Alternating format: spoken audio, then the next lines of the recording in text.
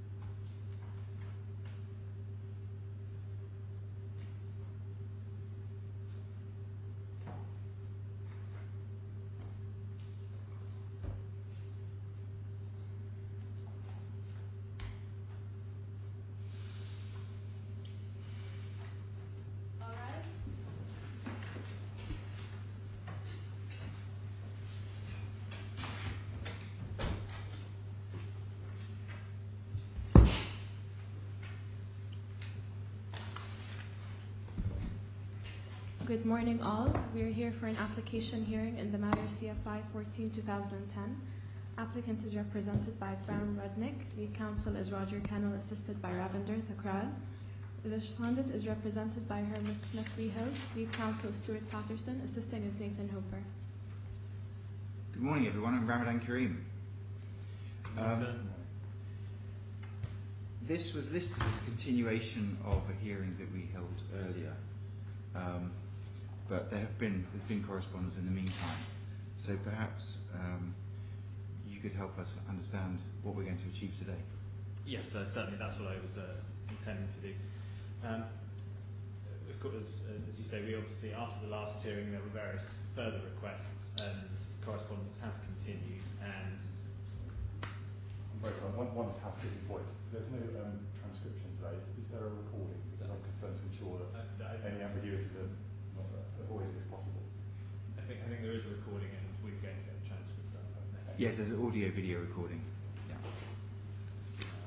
So there were various supplementary requests made, and there has been various pieces of correspondence which has continued through this week as well. And the latest piece of that was our letter this morning, which I just wanted to check that you had sent at approximately 7:15, I think.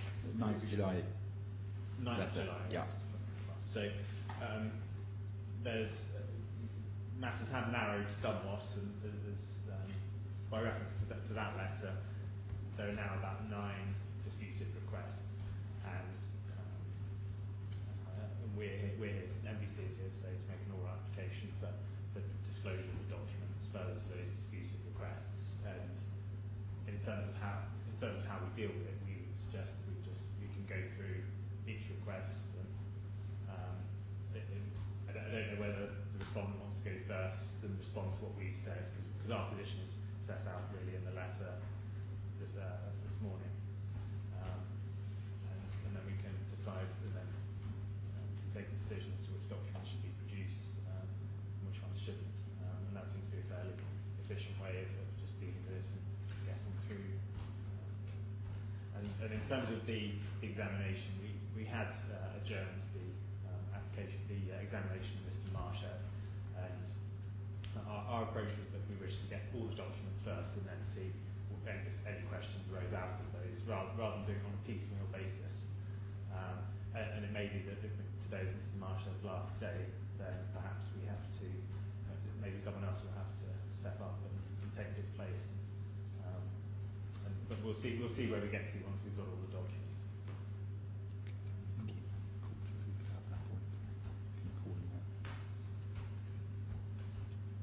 Mr. Patterson, how does that sound to you? Well, I'm afraid we're not content with those arrangements. Okay.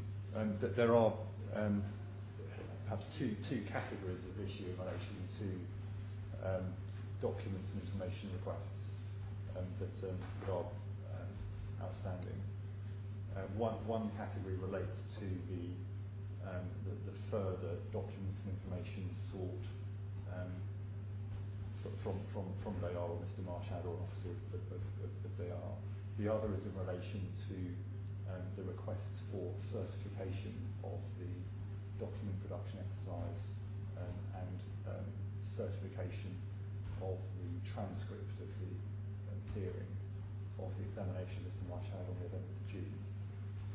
Those two issues are distinct in my view, in the sense that whilst we can debate the document requests and information requests and reach potentially a conclusion on that, although I do wish to make some submissions in relation to whether there is actually an order in place that extends as far as some of those document requests go,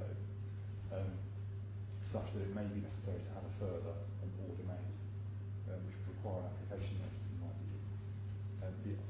The other category of issues in relation to certification of the disclosure exercise and certification of the transcript are plainly matters that cannot be dealt with today.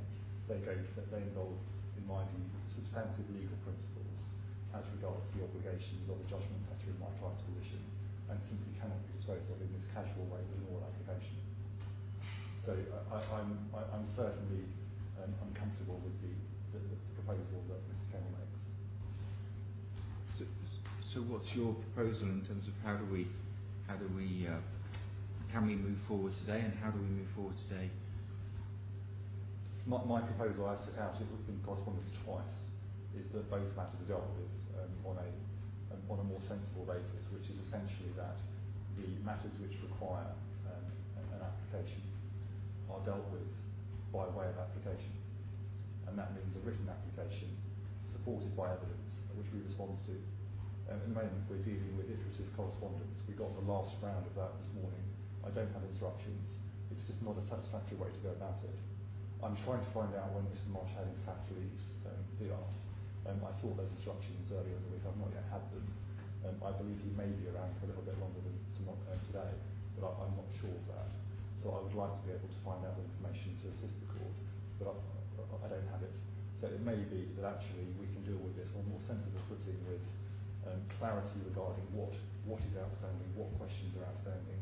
Mr. Marshall can come back and answer them, and we can deal sensibly and properly in relation to the legal issues that arise in relation to the request for certification of the disclosure exercise and the transcript.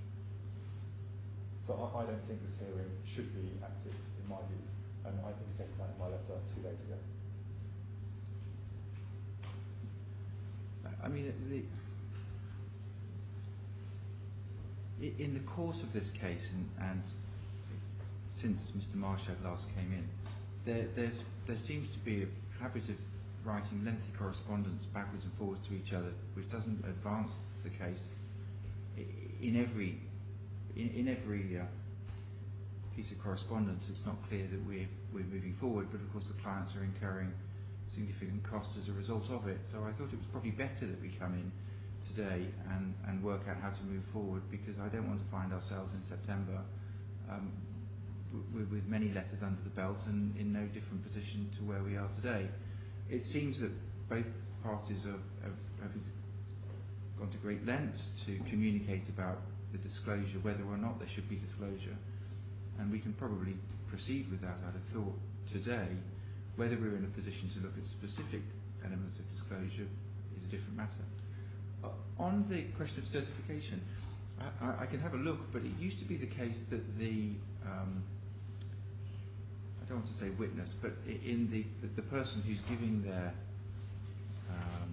answers to the questions has to sign at the end of the oral examination a statement of all that they have said, and that may have changed in the rules since the rules are updated, but isn't that the normal certification that a person would give? And if that's of a transcript, unless the transcription is wrong, wouldn't it be normal for the person to certify that those are their answers? We can look at the rules if you want. I think it may be helpful to look at the rules. Yeah. So I would point out, we pointed this out in our letter, that what we're asking for, i.e. some sort of affidavit confirming the transcript, was exactly what was discussed at the last hearing. And my learned friend said he didn't think there would be any difficulty with that. Well, no, I don't think you need it. Well, let's not dwell on it, but it's not an affidavit as such. Well, this is the ground shifts in every iteration. Some form of verification that the contents of the transcript are correct, and this is also for Mr. Marshad's. There were various issues where he said he might have to check, or he could provide the details later. This enables him to do that, to go through that process, and then we just confirm that we have correct answers. It can be an affidavit, it can be a witness statement, some form of statement of truth, or just a signature. But it's got to, the contents of whatever he puts forward have to say that the answers are true to the best of his knowledge and belief, or something like that. So that's what we would propose. Okay, well let's have a look at the rules and see what they provide.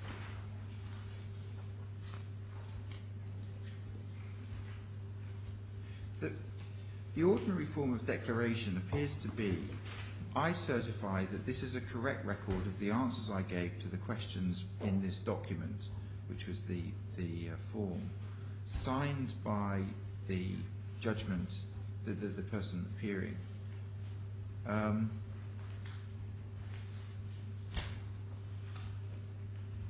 don't think that's changed. Does Mr. Marshad object to that? To giving that? If he does, the rules provide, I think, that a court officer signs to say that Mr. Marshad's has refused to sign the record of evidence. But all he would ordinarily sign is that declaration. My understanding is based upon Rule 50.23, which provides that the registrar will make a written record of the evidence given unless the proceedings are tape recorded. Mm-hmm. In this case, the proceedings were tape recorded. The rule then goes on to say at the end of the questioning, read the record of evidence. Of course, there isn't one because it was tape recorded, to the person being questioned and ask him to sign it. So that simply does not apply. If the person refuses to sign, note the refusal on the record of evidence doesn't apply. So that mechanism is not the mechanism that we have been using here, because there was a tape recording. Mr. Marshad gave his evidence on oath, as stated at the beginning of the hearing.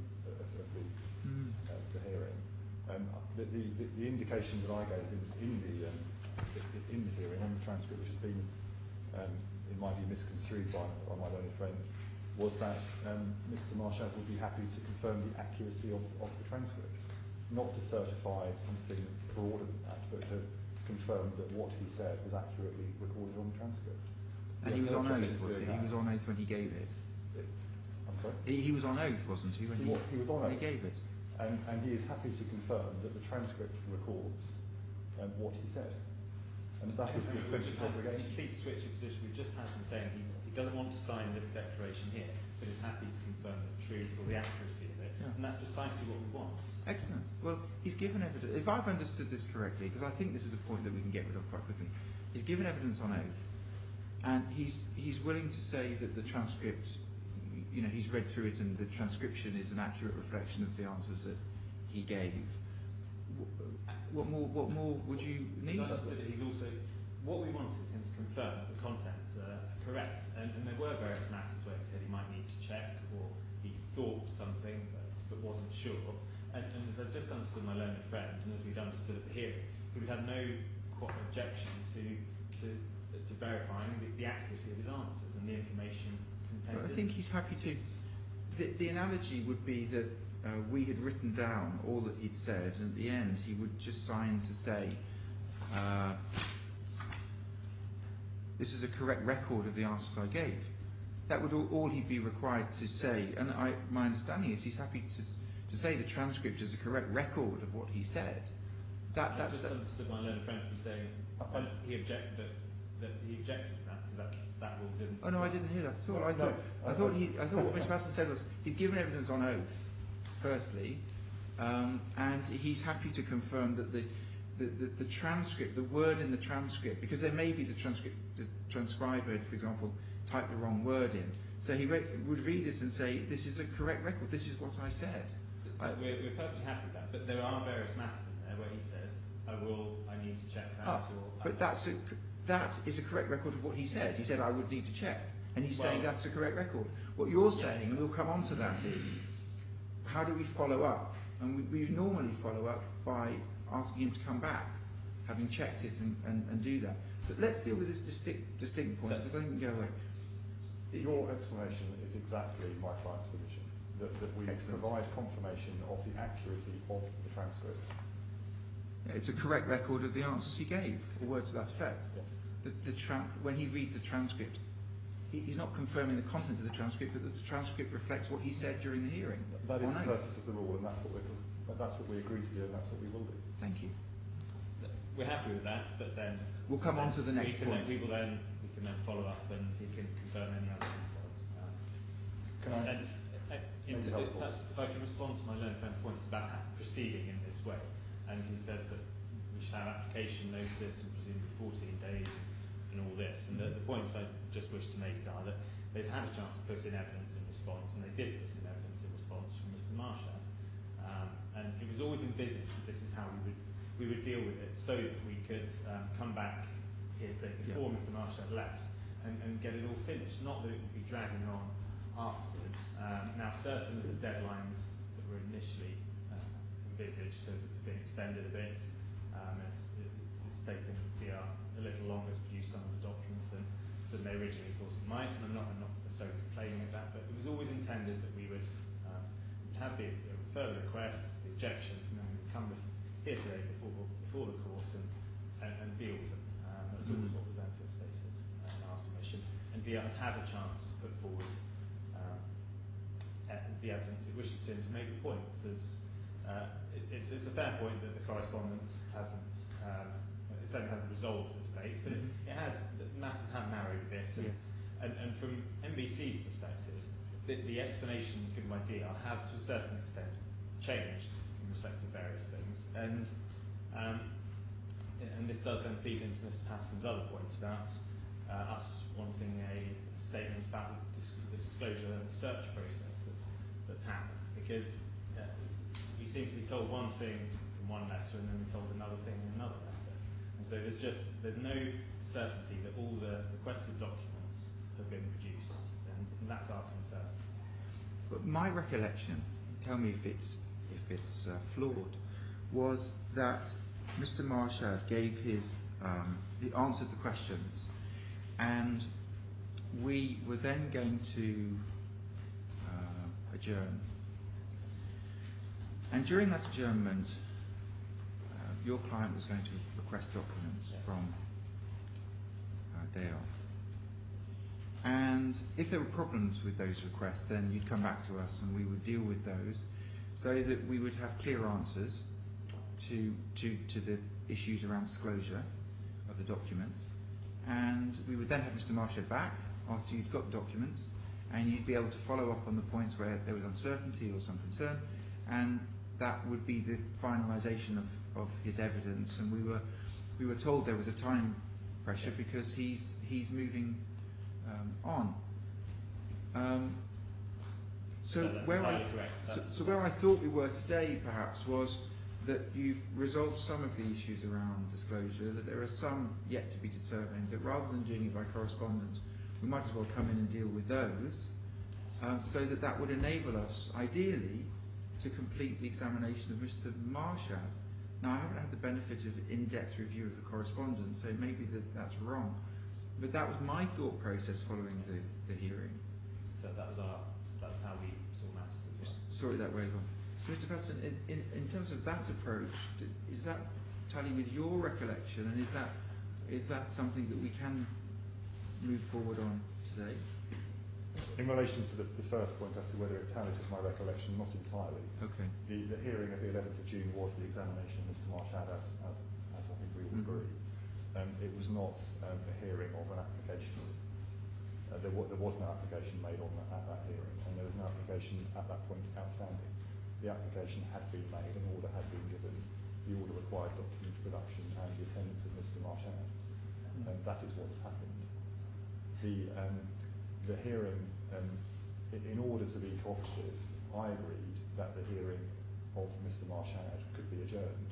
I did not agree, as my learned friend has sought to construe, that meant that any consequential matter, any further request, could simply be dealt with without an application. That is very, very far from the concession that I gave. The problem that I'm facing is that every time we make some sort of concession, it is abused or misconstrued, and that is why at the moment I'm not comfortable at all proceeding without clarity by way of an application notice, making clear exactly what it is that we are being asked to do. An example this morning in relation to the certification of the transcript, it is unclear what it is we are being asked to do because it's being dealt with in a casual, informal way, and that is not something my client is prepared to accept. If we're being asked to provide further documents, further information or other things, it should be dealt with on a clear written footing so we all know where we stand and can all deal with it sensibly. That also will assist in disposing of this quicker than this iterative, confusing correspondence. Only this morning, there are various changes to the requests that we thought were being made, set out in Brown on this letter of today in response to ours of yesterday. So even today, the ground is shifting. That isn't satisfactory. We're trying to cooperate, we're trying to get instructions on the requests and trying to sensibly provide what we can. We've had U-turns, we've had changes in what's being asked for, and it's just not acceptable. The best way to proceed is with a clear written application with the wording of the order being sought that we can then answer in a sensible time frame. And just to add, I will sit down in a moment. In relation to that sensible time frame, I've been able to ascertain in the course of the last few minutes from my colleague Mr. Hoover that Mr. Marshad's last day with DR is likely to be the 23rd of July. As I understand it, he's staying here through until the end of Eid, given that perhaps the daylight hours are slightly less attractive in the northern hemisphere than they are in Dubai. So he is to be here for another couple of weeks. It is, I think, when it comes to disclosure, my experience is that disclosure exercises, I shouldn't coin this as a disclosure exercise, but documentation exercises are incredibly difficult to do by correspondence, and I can understand from your client's point of view why they may be frustrating to do it this way, and that's one of the reasons I thought we'd come in today, because I'm hoping that today we would have clarity, absolute clarity on what's being asked. And we would conclude today with a sense of how we move forward. I don't think it's in doubt that at the last hearing there was a view that the parties would go away and endeavour to agree the documents that they would have, and that then we would try to deal with that before Mr. Marshad came back. I don't think that that's the thing. If it's gone beyond that into additional documents not related to the examination, then that would require, in my view, that would require a further application for disclosure. But if it's a continuation of the exercise that we went through, it seemed to me that the parties were hoping to collaborate on that. And what I'd be happy to do is to hear from the requesting party what they're asking for specifically, so that it's clear, and to hear your views on what they're asking and why that isn't a continuation of the examination, or why that wasn't in contemplation from the last hearing, and try and move us forward so that we can get Mr. Marshad back before he leaves the UAE and complete the examination. But I don't want to put you in a difficult position if you're not able to do that. I just felt from the depth of the correspondence that probably Council was able to do that today, or at least we could give it a go. I'm not sure how we proceed. I mean, I maintain my objection to any application in relation to anything that is outside of the scope of the original order, and there are some categories that are. And I maintain my objection to any application in relation to certification of the disclosure exercise and the transcript. I'm not sure whether the latter is still maintained. So they are discrete issues, and I thought we moved on to just let Mr. Patterson finish, would you? It may be that there are some categories of documents that are within the original order of name, and it may be that I can provide some assistance on those, but I don't have instructions on the letter this morning. I'm not able to assist with that. Some of the categories are new, so I'm not able to provide any indication as to what my client can do. And I do think it is inappropriate in circumstances where the fact that an application for documents was highlighted earlier in the week, and that your indication by email confirmed that an application could be made, that we still have no application notice or draft order. And that is my main objection. I want clarity in relation to what I'm being asked to do. I don't have it. And to do it on the hoof in this casual way, in my view, is not acceptable. There are, if we need to go into it, there are provisions in the rules regarding the making of applications. And yes, those rules do not contemplate, other than in extreme cases, the making of applications without an application notice. If I can come back on that. So, as I understood your email, it was anticipated that we could make an oral application at this hearing, which is exactly what we got. Just give me a second.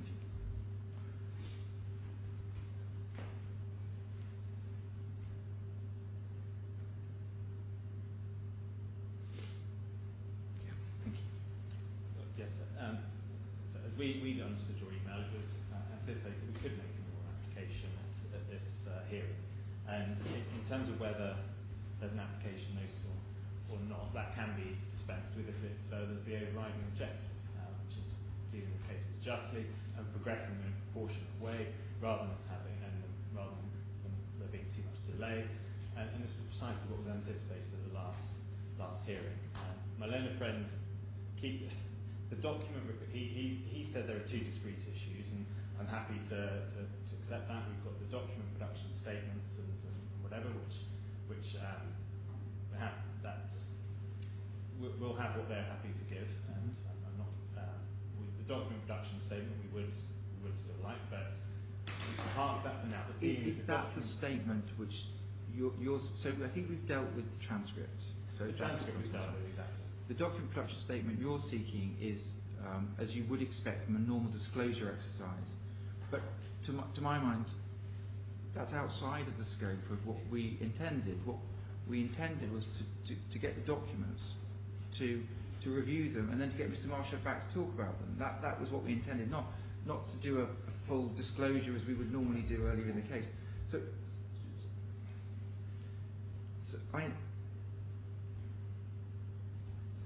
This exercise is only about garnering information, and it's as if we seem to be turning it into something far, not intentionally, but we're turning it into something grand. And I can know why your client wants that certainty of affidavits and the like, but it wasn't where we need to be. Where we need to be is we have a gentleman who has come in and given evidence, given his answers on oath.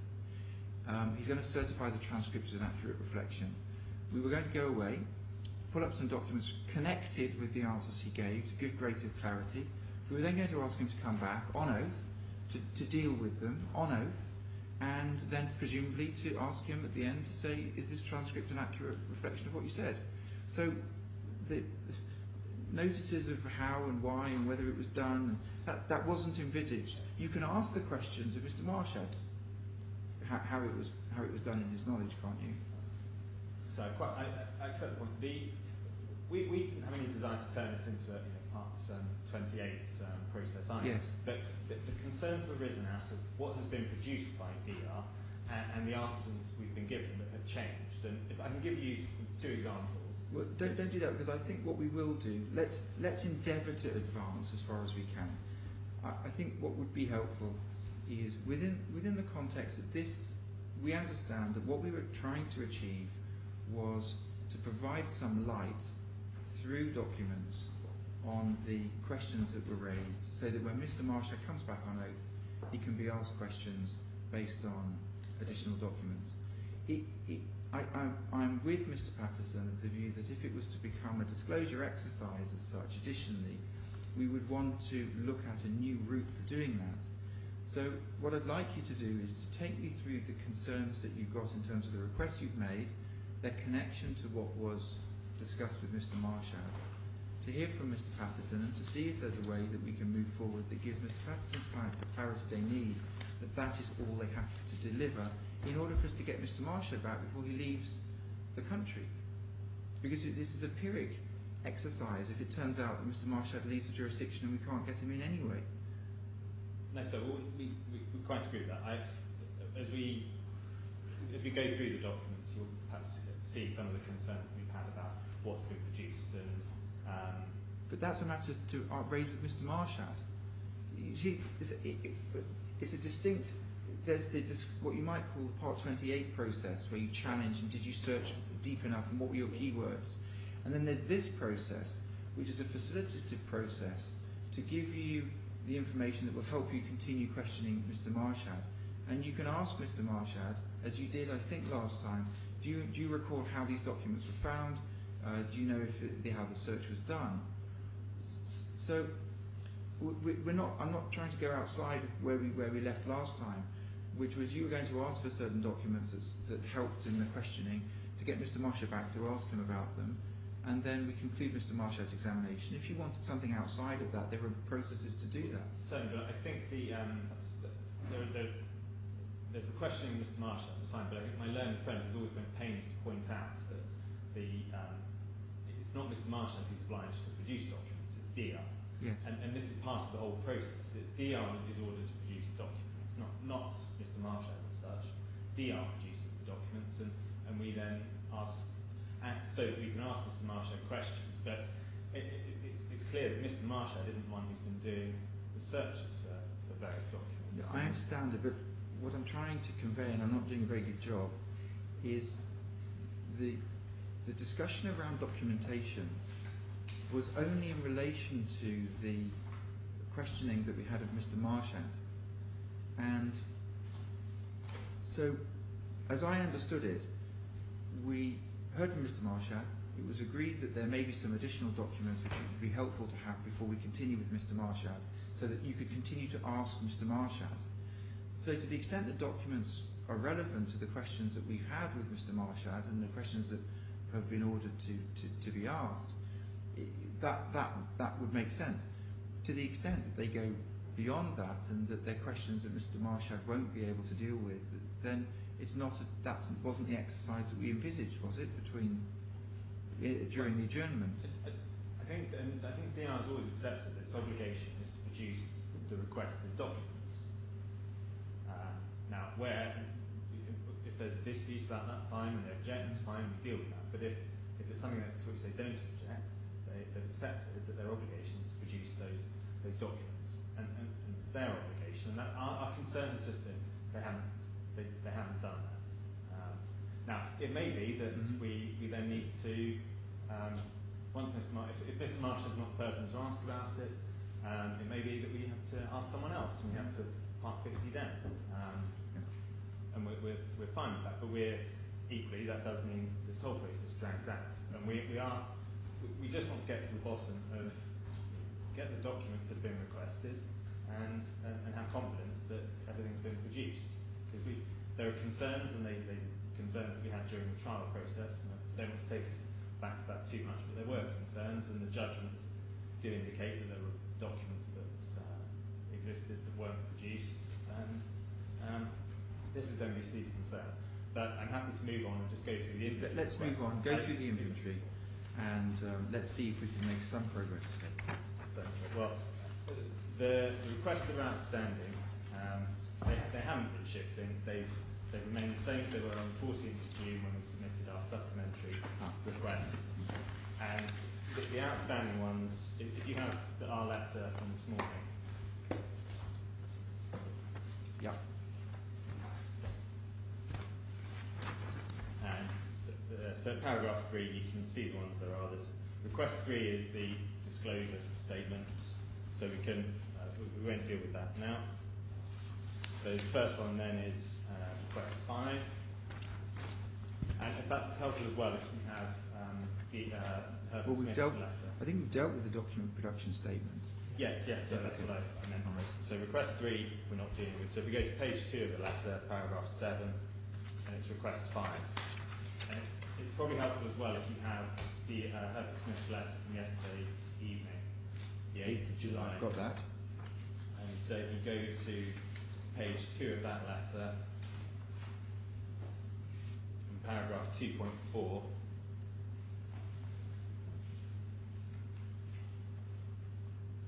so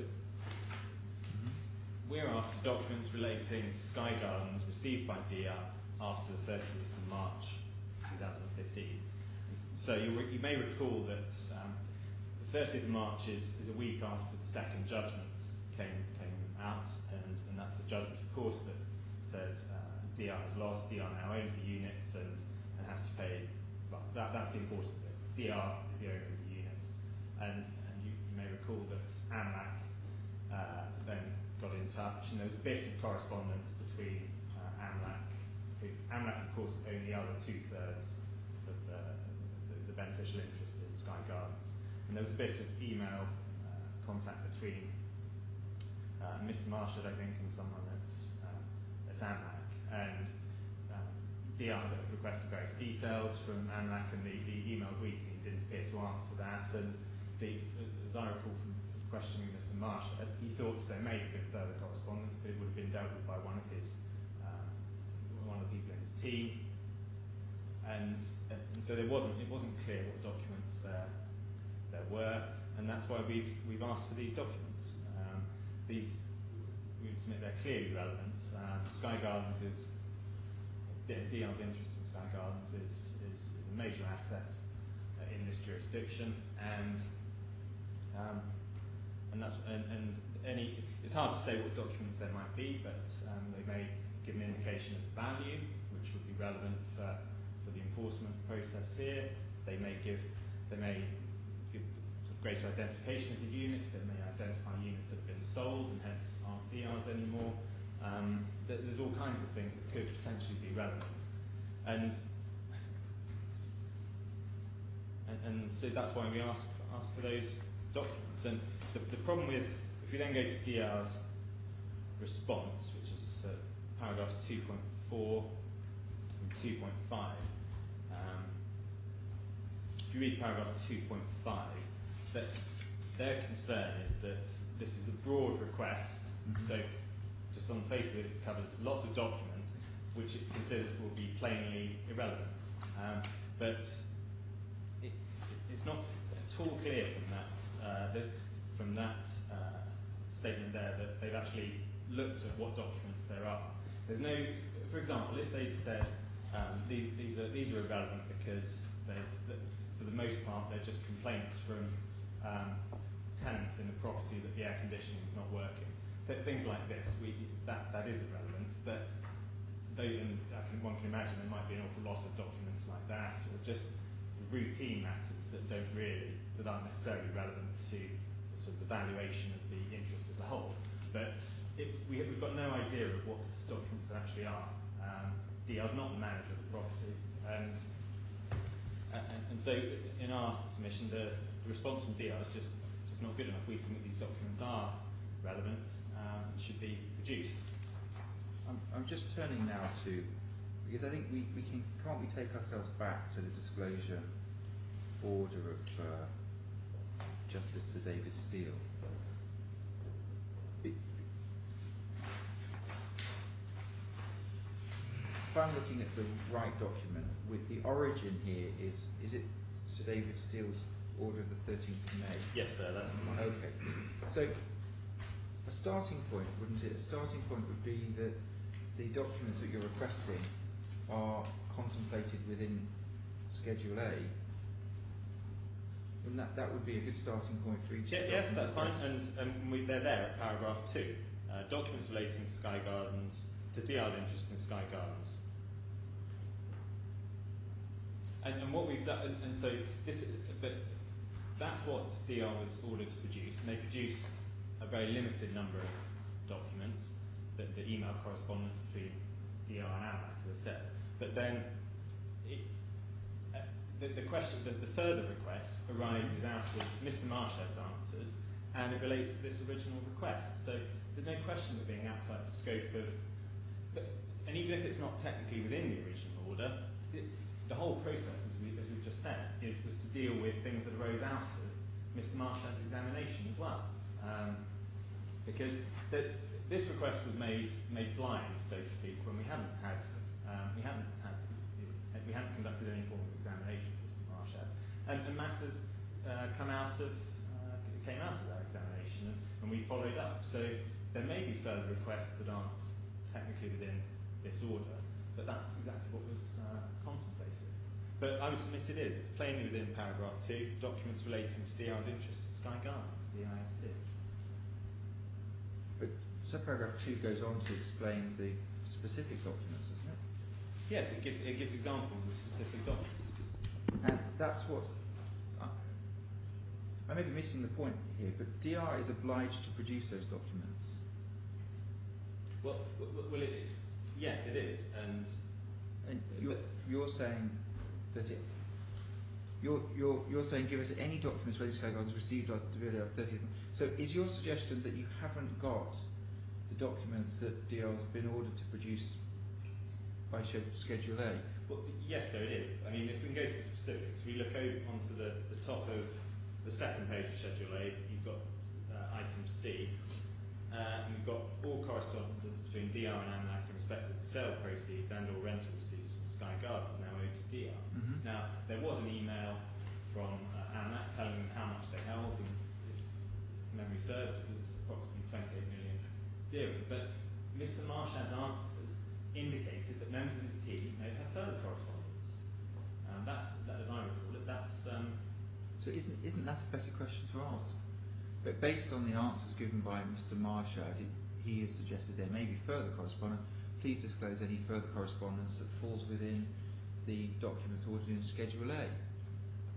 I mean, wouldn't that be, from the point of view, if you were on the other side, you would want to know specifically what you're being asked to deliver. And if it's that Mr. Marchad had alluded to other correspondence, aren't you better to say, please could you produce any of that correspondence that exists? And then when you come back, if they say there isn't any, then you can ask Mr. Marchad about that. Yes, that's one way of doing it, but equally it's not clear to us what sorts of documents there are, and there are clearly a great number of documents, and it's been asserted that they're not relevant, but we don't know what we don't know. And so in one sense, we have slightly reworded, but this is the request we made. This is exactly the same wording from our further request, and it's not. It doesn't necessarily need to stay within the parameters of Schedule A, because the whole point is we may learn new things from Mr. Marshall's examination that we didn't learn, and it may be, for example, that we could have worded paragraph 2 of Schedule A slightly differently. We could have added wording to say the documents relating to DR's interest in Sky Gardens, including but not limited to the following, as we did in relation to paragraph 1. And to the extent that that's required, then we would apply for that additional wording to the areas. But it's... No, I'm not trying to take you back to Schedule A. I'm not sure that's that. You don't need to go down that path. But I think what we're saying though is, if Mr. Marchad had suggested that there may be additional documents, I thought the intention was to have a look at those so we could ask him more questions about them. Yes, that's precisely what we want to... But then why not limit the question to what Mr. Marchad had said in his in his answer? But his answer relates to all of these types of documents. So but they clearly haven't produced, if they've got a whole load of other documents,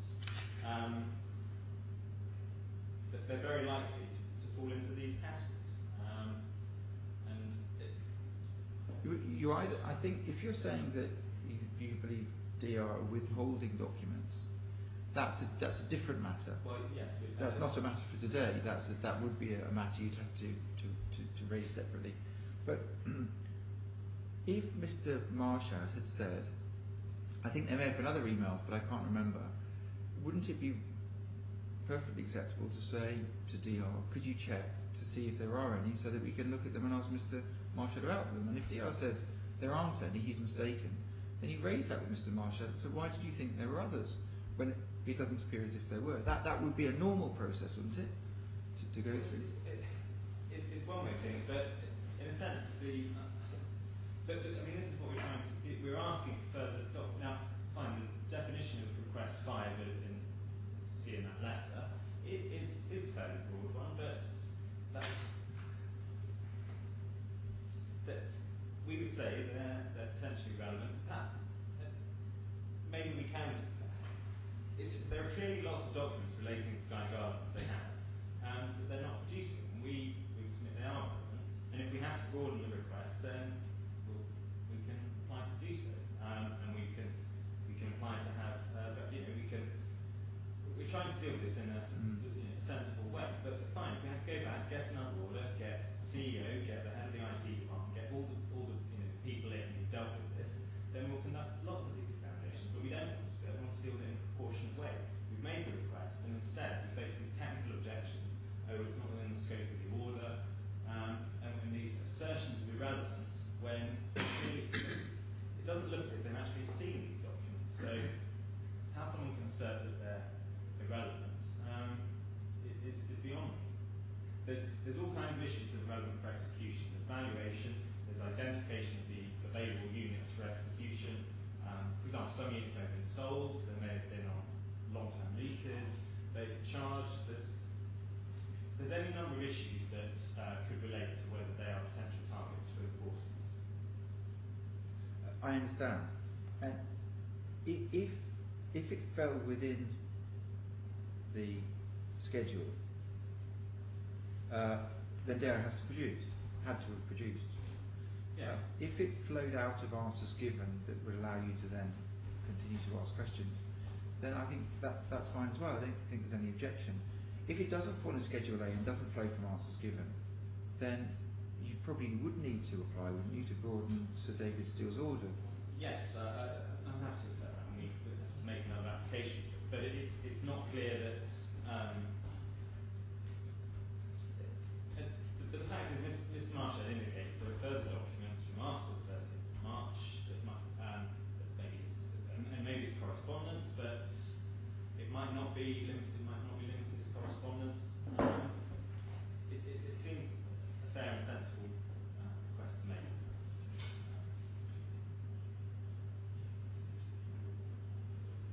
But anyway, I don't think I have anything to add on that. I would submit these documents plainly relevant. They do arise, I would submit out Schedule A and what Mr. Marshall has said, and they should be produced. But I'm not sure I can add to that. Perhaps it might be best if you hear from me and then Mr. Thank Hanson you. to go through the request. Thank you. So is it proposed that we deal with each item and move on rather than See deal with all of the items? if we can deal with them. The simple answer to this is that there aren't any further documents that are relevant to this category. I mean, the answer has been provided. The original order is what it is. We've seen the additional follow-up requests. There are no further documents that fall within the definition of within the scope of the question, which is documents relating to Sky Gardens received by DR after 30th of March, and which are relevant to any of the issues that are being investigated. So if I could just. I just want to hear. Just let me hear from Mr. Patterson, if you don't mind. So there are no further documents. Say that again. There are no further documents that are relevant to the questions asked by NBC as set out in the May order and in the supplementary request. There is nothing else to disclose. And what about the suggestion that Mr. Marsh had alluded to subsequent emails that it would be useful to look at before we bring him back? Have you had the chance to look at that? There is nothing else that is relevant to the issues in question. I cannot confirm categorically there is nothing else that DR has received that might mention Sky Gardens or that otherwise is related to the project, but nothing that relates to the questions in the schedule. This Schedule A? Yes. And the supplementary questions. And how when DR looks for them, when we say relevant, how do you determine relevance? Well, that's the matter that connected with. Is no, there's no documents connected with the.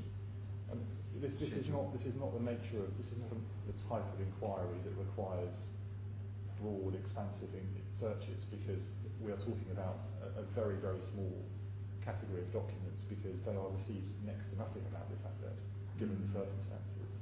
It maintains, it doesn't own it. That's the point. It does not receive documents about it because it maintains, it doesn't own it. So the search is a focused, narrow search that's been undertaken. There is nothing else that is relevant. There is nothing else I can do to assist on that. There is nothing else. A search has been undertaken. Those are my instructions. It is clear what is being looked for, and there is nothing else. And that is what we've confirmed in writing.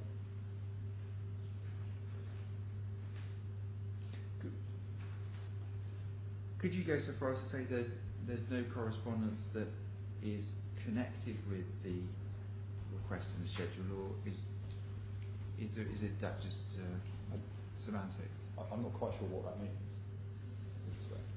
Well, I think that the point that Mr. Kennell's making is how do you determine relevance? It might not be relevant from the point of view of the person checking, but it may be very relevant to the judgment creditor.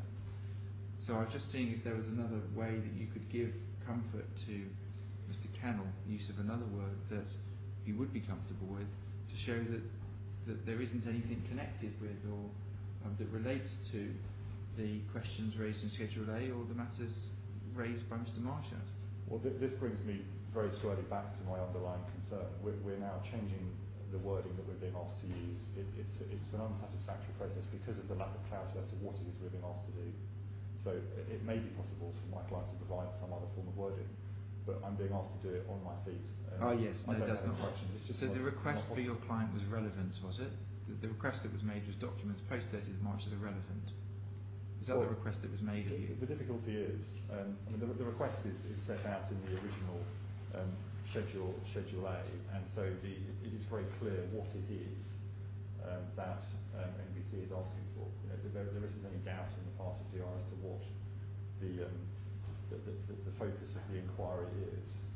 It is absolutely plain, and that is what has been searched for.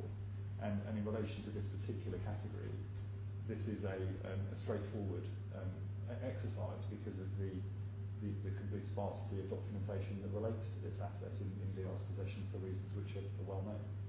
So it's not as though there is a fine judgment being made around whether something is in or out, so to speak.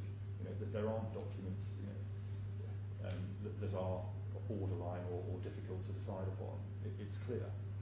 They don't happen to have, given the example earlier, documents relating to broken air conditioning because they're not running the property. They don't receive routine correspondence. This is not the nature of the engagement with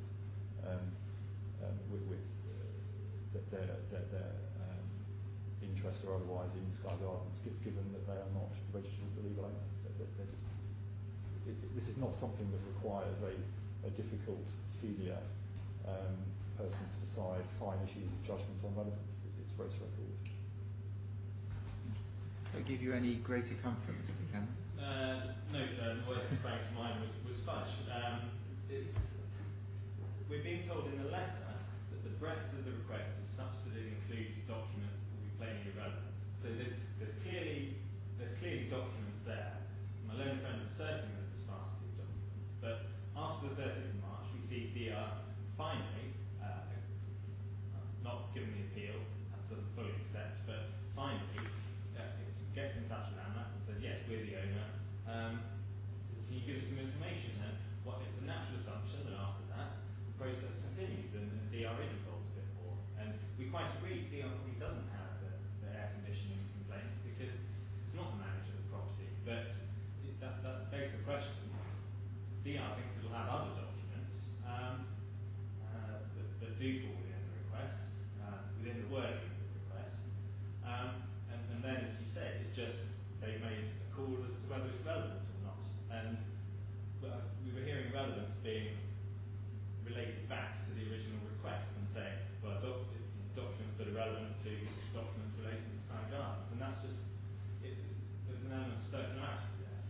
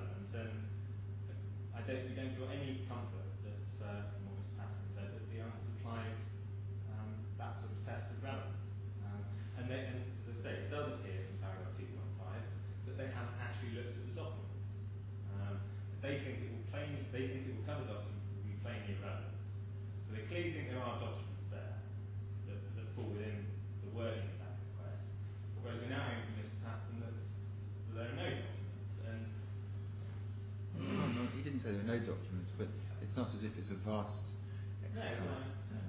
Well, no. Then if it's not a vast exercise, they can just be produced.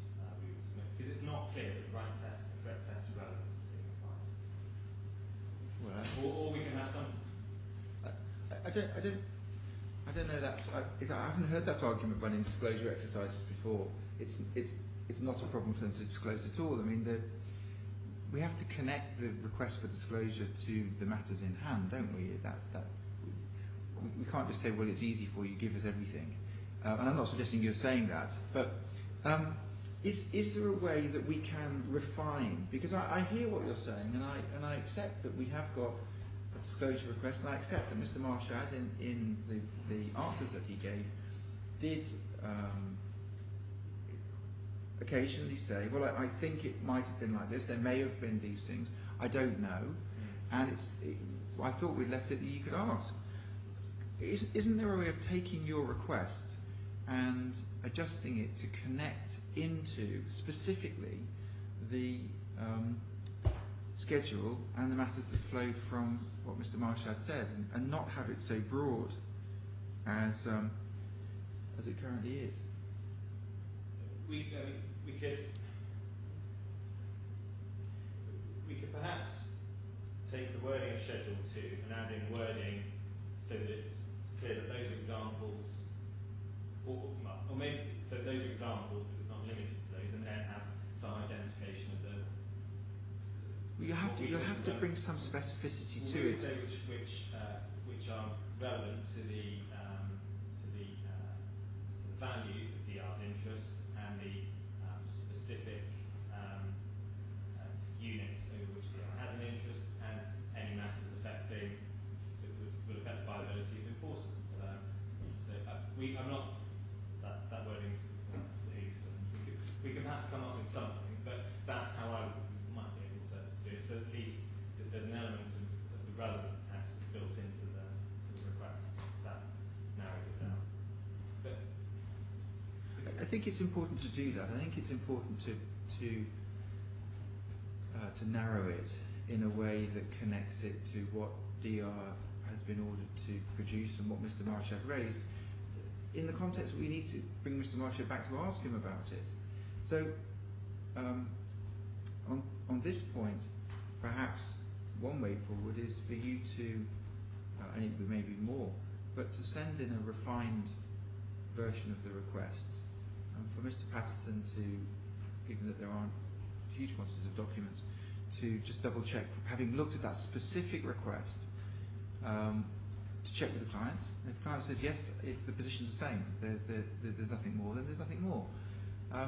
And if Mr. Patterson says it's still too wide, it's still too wide for me to be able to answer this in connection with what DR has been ordered to produce, he can raise that and we can deal with it. Is that will give Mr. Patterson greater certainty in terms of specifically what's being asked for, connected with the schedule and the answers that were given by Mr. Marshad, and it will hopefully give you the comfort that you need that a search has been done on that specific question. You've got your answer, and then if it conflicts in your view with something Mr. Marshad has said, you can raise it with him when he comes back. So I'm happy to proceed that way, and it may be that within a few days of this hearing, that's early next week, we produce amended wording, and we'll see if this applies to other requests as well. Mr. Patterson, I know it's not coming all the way to where you want to be, but would it be better for you to have something in writing with greater specificity to comment on? It will be helpful to have something more precise in writing, certainly, although this is all rather academic because there are no further documents. But by reference to Mr. Kennell's description of relevance, and I'm not taking a narrow point about the precise words that he used, but he described the general sense of the documents that he's interested in. There are none. Thank you. Well, that might be that, Mr. Campbell.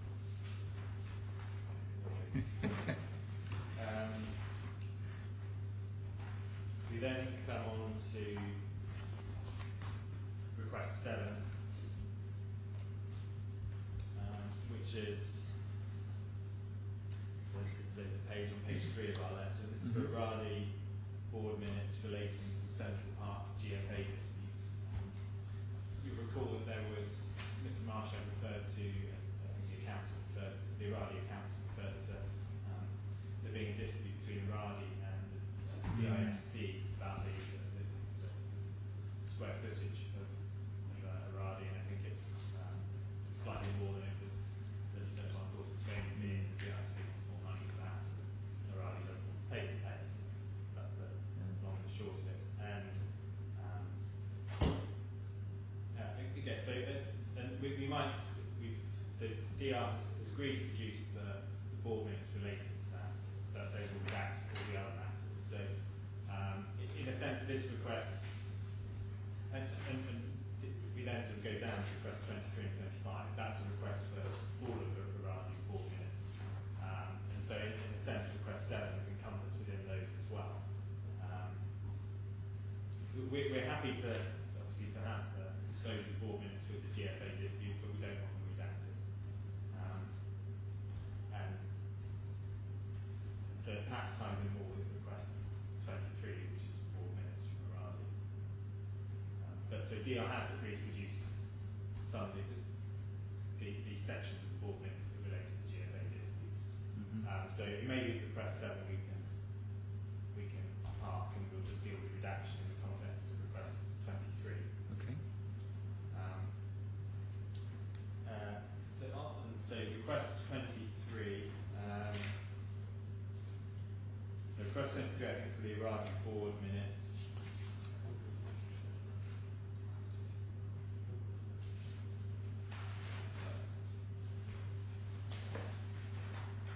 This is. So request 23 is for the board minutes, and then request 24 is for all board, shareholder, and any other resolutions from 1st of January 2012 to date. And as we understood, and DR's response is in the Herbert Smith letter, page 3, paragraph 2.9. And so, what the objection originally to these documents was that it was commercial confidentiality, and we responded to that saying, well, we've agreed in the consent, there was a consent order of the 28th of May, where we agreed that any documents produced as part of this process would be held on a confidential basis and would only be used in these proceedings for purposes of enforcement. They would be used broadly. So, as we understand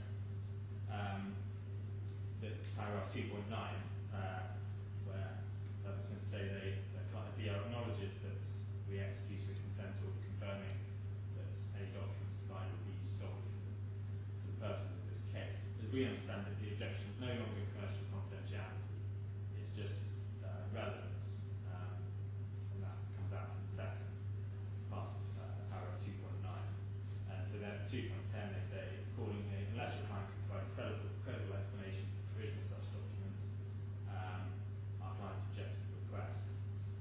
So they basically want a credible explanation about relevance. And we say they are relevant because they're very likely to contain information that's relevant to the valuation of DR shares in Aradi. Aradi is an SPV, so it has all its sort of business, it doesn't have any employees, as we heard last time. So all its business is really done those sort of meetings between board members and shareholders meetings, and the decisions that have an effect on the value will be embodied in the board minutes, board and shareholder resolutions. And the second reason why they're relevant is that, and this is something that rose directly out of Mr. Marshall's examination, was that they're likely to contain information that relates to the debts that Aradi owes to DR. DR is a 50% shareholder in Aradi, and it's injected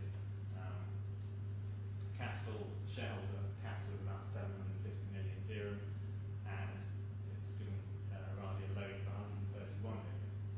So these are debts that Aradi owes to DR. Now we've seen some information relating to those debts and to possible repayments, and Mr. Marsh had said that he thought details of the loan would be contained within the shareholder board resolutions. And so those two reasons we submit these Aradi documents aren't relevant. Have you seen the redacted documents yet? think DR's, the documents that's agreed to produce, I think, is intended to produce next Wednesday. Okay. So we haven't seen this yet.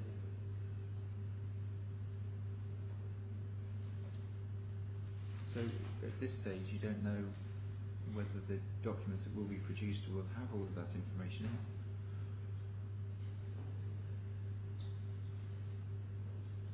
Well, so as far as we're dealing with, I've moved on to requests 23 and 25.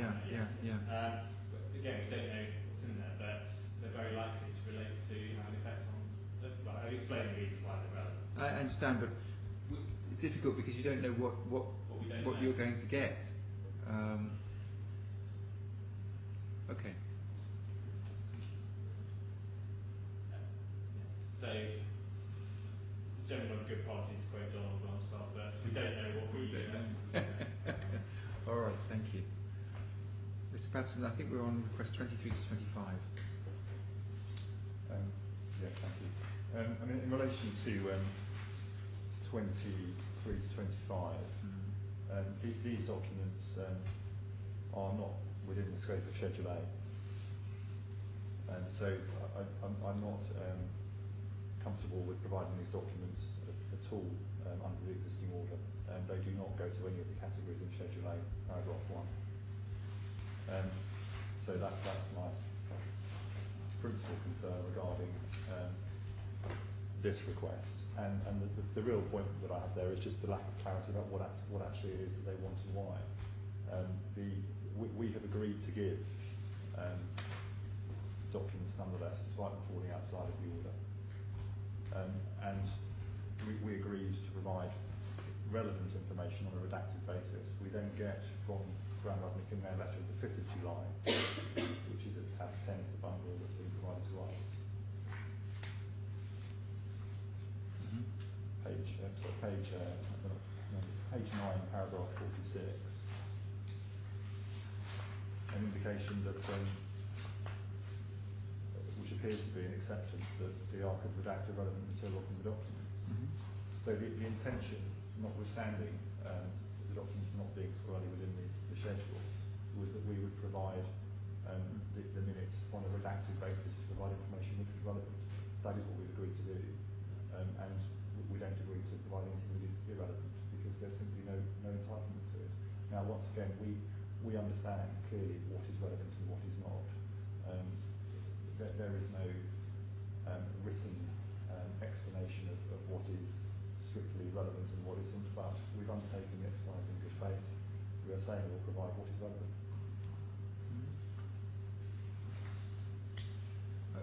I mean, I'm not quite with you that it's not contained within the schedule, but we don't need to go into that because the parties have moved on through there.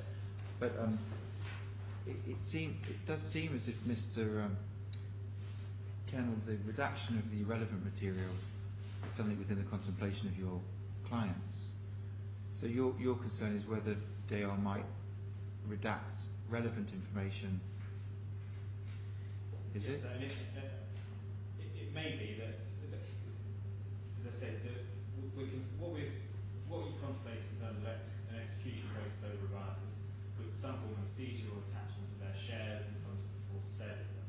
And so there's any number of matters that could be relevant to that. So, and we look at trying to value the company shares. So, yes, if there's something that's not relevant to valuation of the Iraqi shares, then we're happy to accept that it doesn't need to be, that it can be redacted. But that's, for example, if there's a new director appointed, no qualms about that. But there are lots of matters relating to the company and decisions that we take that will have an effect on that value. And so we don't need to go to it, but it does. We would submit it does claim fall in Schedule A. Yeah, I don't think we don't need to go into that. But okay, well, why don't we proceed on this basis? It seems to me that there's consensus that irrelevant material can come out. We've heard from Mr. Patterson that in good faith they'll go through it, and that materials that are relevant to the execution enforcement process will be disclosed, and there's a consent order about the usage of that information. And why don't you have a look at that when you get it, And to the extent that we need to go through an exercise, I'm not sure if it's provided for, and I think you probably have to make application, we'll have to check. But we could always get the documents into court. We could have a look at the redaction and the original and take a view on it. We've done that in the past. But that would be a matter for subsequent application. Yes, we'd be happy with that. Just in terms of the redaction, it might be helpful if, say, headings are left in, so that we can at least see the sub. Because if you just get a blank page, obviously you don't have any idea what's been redacted. If you get the headings in, and then just the content of that, then we might have an idea of where the redactions have been and if we take issue with that.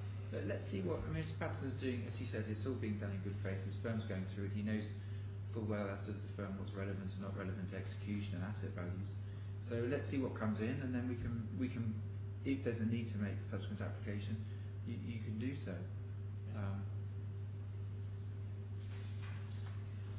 I'm concerned with that arrangement. Thank you. So, so that's 23 to 25 dealt with. So we then move on to request 36. Now, Ms. Patterson's sound correct. This isn't something that we've raised previously, but you recall there were various bank accounts where DR had some fairly considerable sums of money, and there were questions about whether those were DR's monies, or whether they were held in escrow for others, or I think there was some suggestion of tenants, that maybe monies belonging to tenants associations and things like this. And so, if we go to request 36, we go to tab 3 of the bundle. Yeah.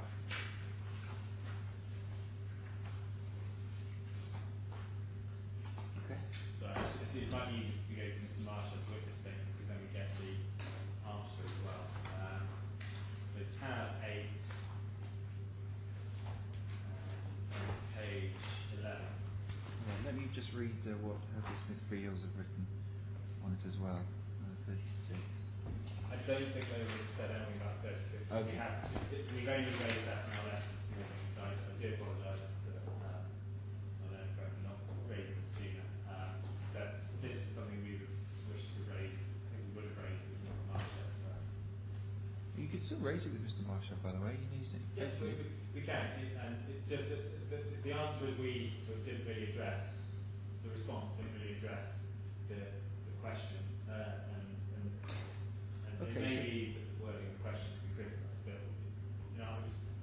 so what we basically wanted was an explanation of the fixed deposits, and so the purpose for which they're held, the origin of the funds, and the term for which they were being held, and so that was intended to answer the question: whose money was it? Is it being held there for the purposes of some escrow arrangement with other parties, or is it tenants, or something in it? And instead, the response we got was that the purpose was to generate profits, which I suggest. Now I'm at tab 3, and I've got the request. There was another tab you mentioned. Yes, so it was tab 8, which is where you get the response.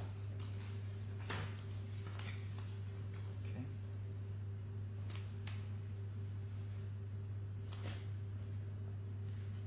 Okay.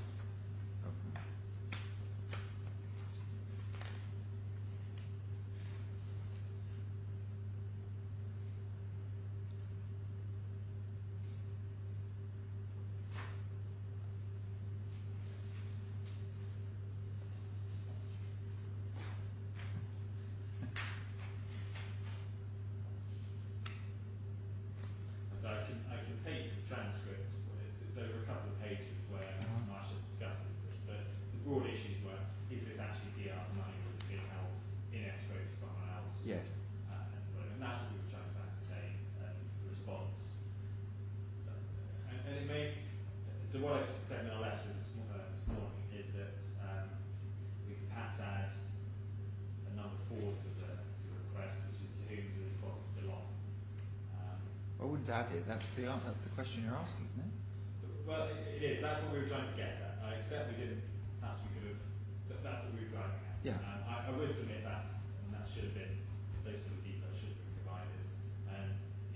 not. I mean, there are objections about the complexity of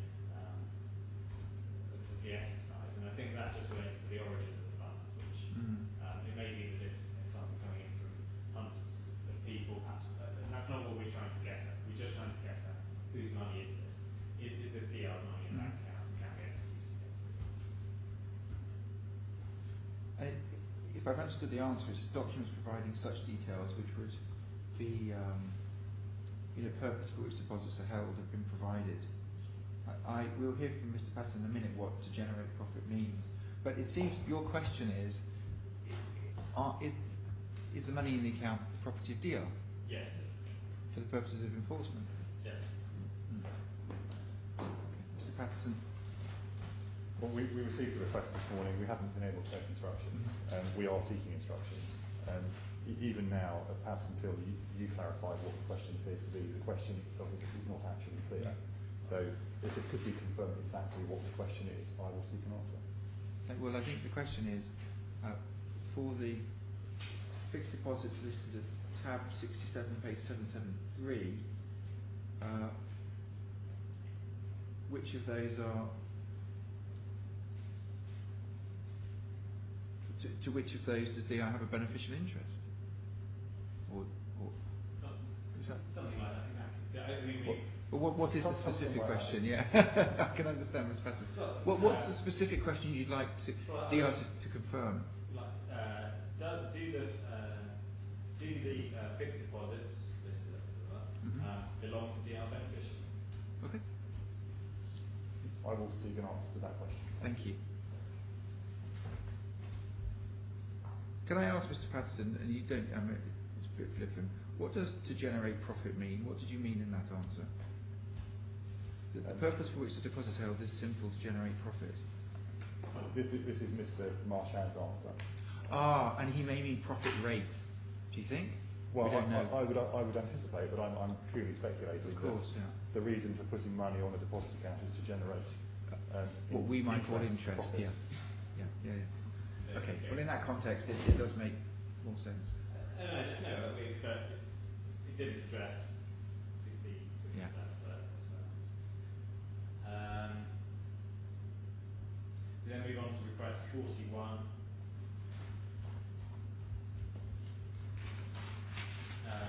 Which is monies owed to third parties. And that, of course, is one of the standard questions in Schedule B, 150, and so that was one of the gaps that we were filling in. So you've still got the table, Mr. Marshall's table with you. His response is that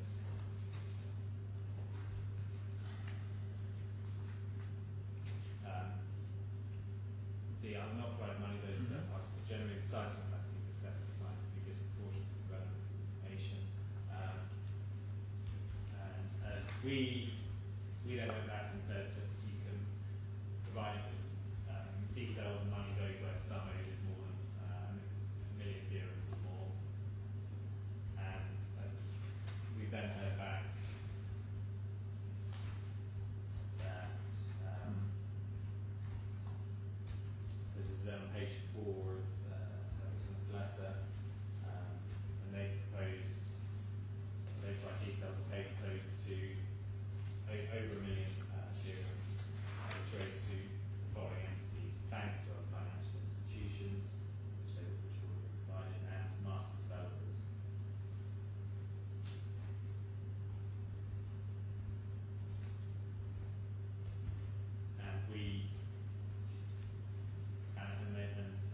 So they said that even if it's limited to payment to monies over $1 million dirhams, that still accounts for a large number of creditors.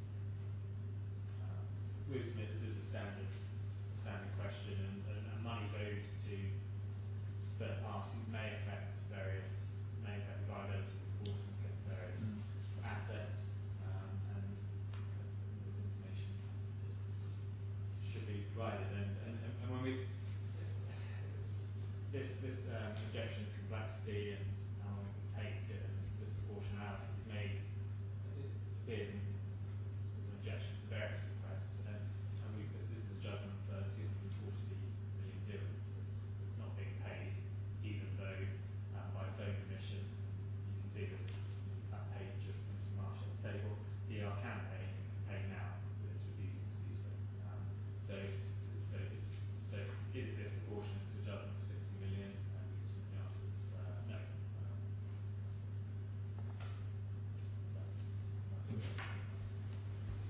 I suspect I won't get much sympathy from my client's position on this one, but it comes down to the practicalities of finding the information.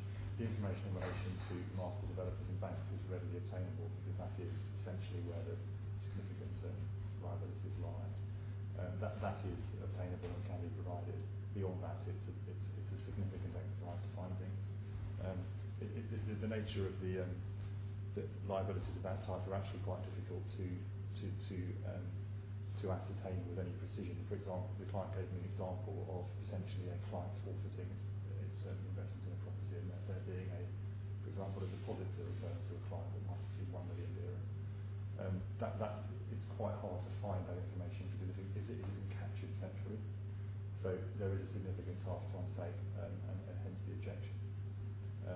It's possible that it could be done in a longer time frame, but I certainly can't promise that it can be done in a short time frame. And there may also be no documents that actually evidence this. It may be a question of asking Mr. Marshall to explain what he understands to be the case as regards such liabilities.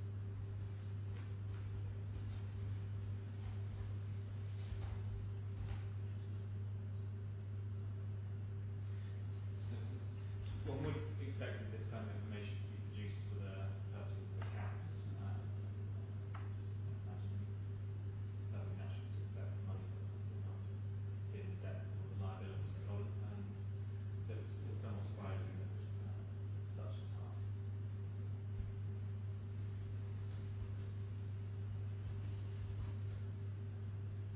I'm not a financial whiz, but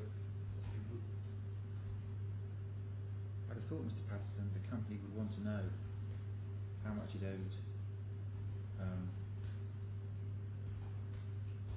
third parties and how much was owed to it. Is the position it knows how much, but it may not be able to pull the documents together, or it just is difficult to even know how much? There are, of course, financial systems, there are financial statements, there are management accounts, those sorts of things are one would fall available to find the answer. It simply isn't in one place, and it is therefore that much more difficult to provide documentary documents to answer this question. It is probably something that Mr. Marshall can deal with more readily. As I say, we think this is entirely disproportionate given that the financial statements have been disclosed, and we've disclosed information about the individual assets that we've been asked about. So it is going so far beyond what is, in our view, reasonable, given what's already been disclosed and provided, that we think it is disproportionate to this exercise. So, is the question, at the moment, if we take the 1 million threshold, is the question, what does DR owe to others more than 1 million? Yes.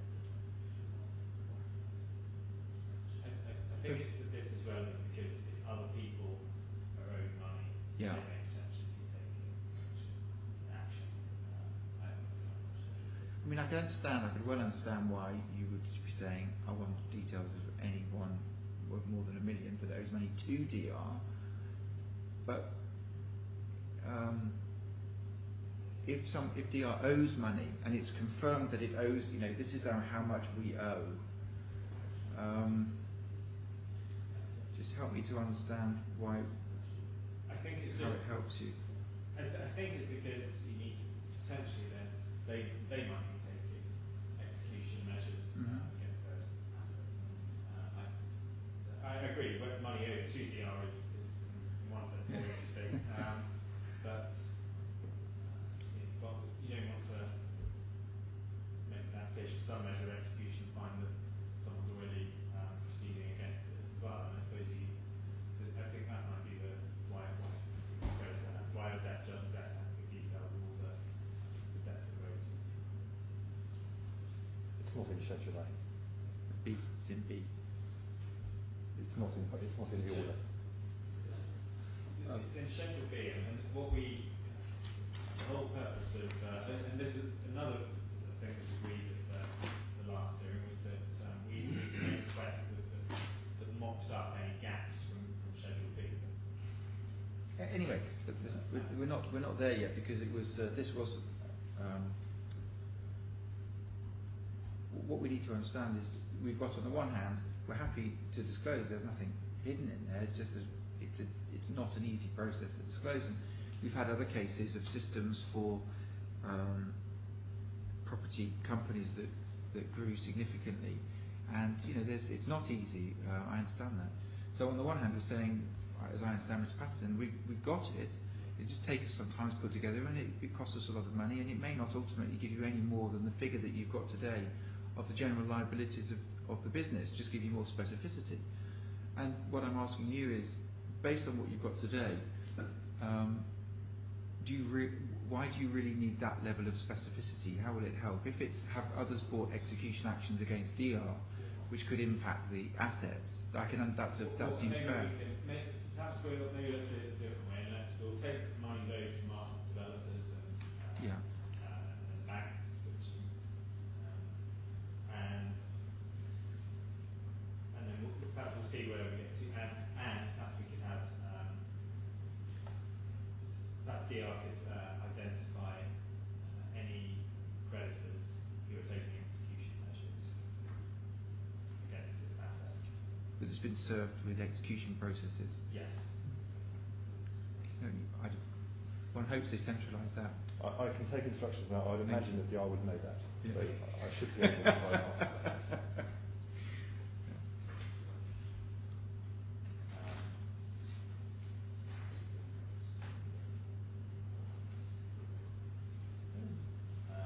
So we then come on to this is the last request, and then there is one other matter which I'll come on to. Request 42. This relates to DR's investments in Solidaire and Alzora. You recall this was Alzora is some sort of property development in Ashmar, and this seems to involve the government of Ashmar. And so this is a significant, fairly significant investment. It's over 200 million dirhams, and DR is so we asked for those. So we made that request for, and the specific wording is any and all agreements in relation to DR's investment in one Solidaire International Alzora Equity Investments, and two Alzora Development Private Company Limited (P.J.S.C). And so the initial response was continuing to locate, retrieve the requested schedules and provide it to the BBC in due course. Then on the 1st of July, so this is tab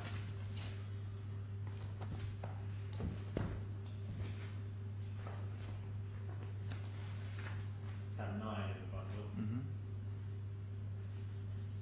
At the bottom there, we then told our client is in possession of a number of agreements in respect of both of the above listed investments. While we have a brief description, the investments are structured as follows, and then we see there's three agreements there. And then we get an assertion of confidentiality. It's the agreements requested by NBC are agreements which the government of Ashmar is either directly or indirectly a party. DR owes a strict obligation of confidentiality to the government of Ashmar, and accordingly cannot disclose such agreements to NBC. So on the 5th of July we came back, and our position on confidentiality is that it's a factor, that it's something we weigh in the mix, and also that we've given the undertaking that the information gathered would just be used for the purposes of execution. And I don't think contractual confidentiality clauses don't trump court orders. No. I don't think. Well, I don't know about the position on shore, but not tradition. No, they don't.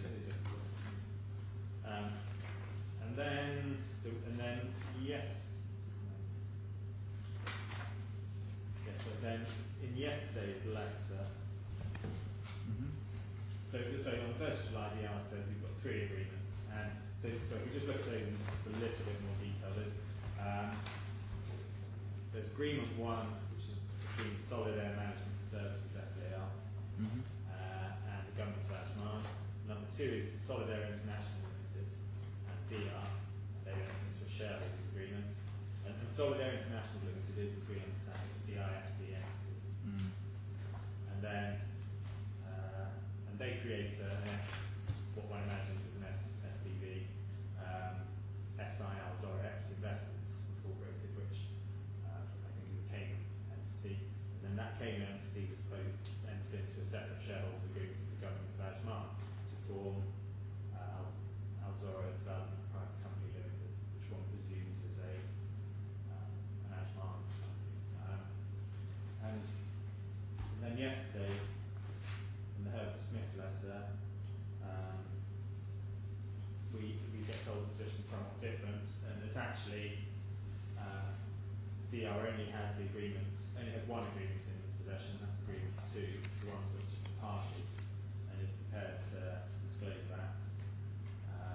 Sorry, they're seeking. I think they're taking instructions. We will disclose that. Yeah, and. Can I read Herbert Smith Freehill's response? Yes, so it's page 4. And I've got it. Yeah. 2.17.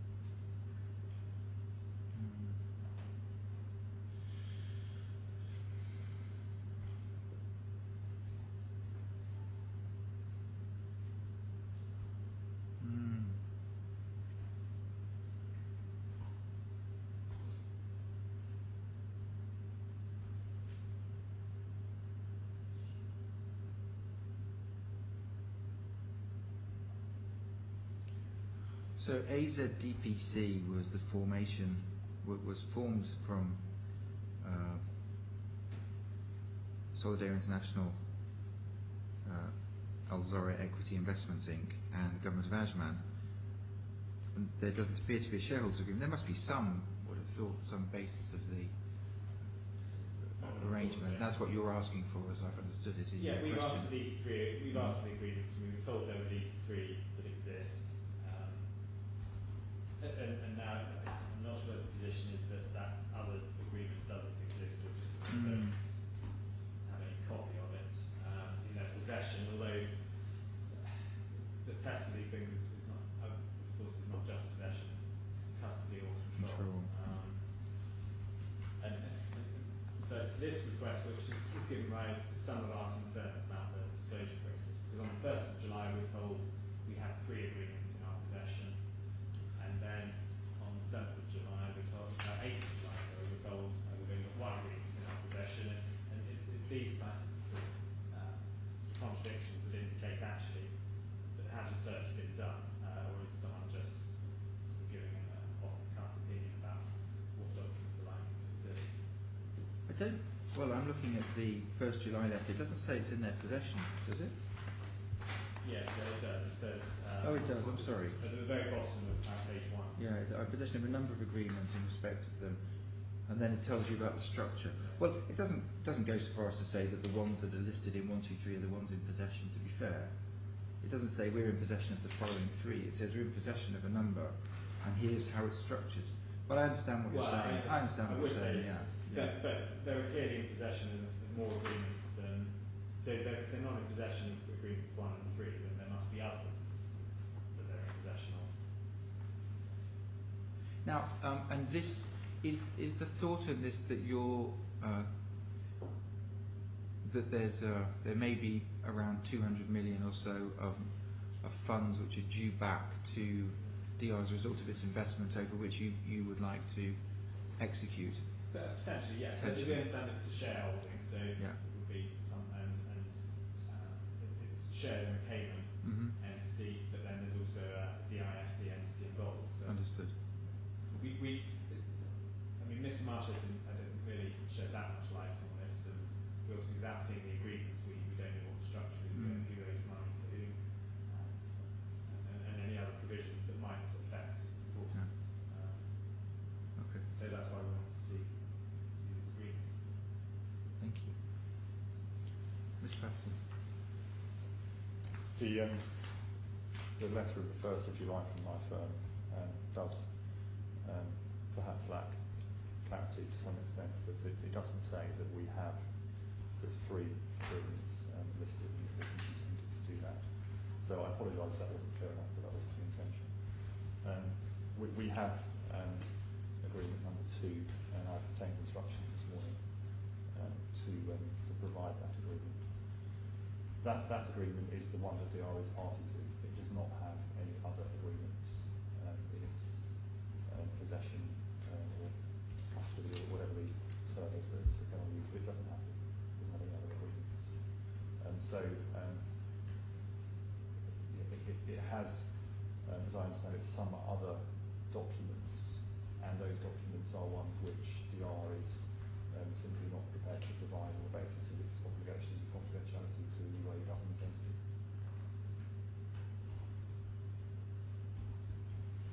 Well, can we explore that?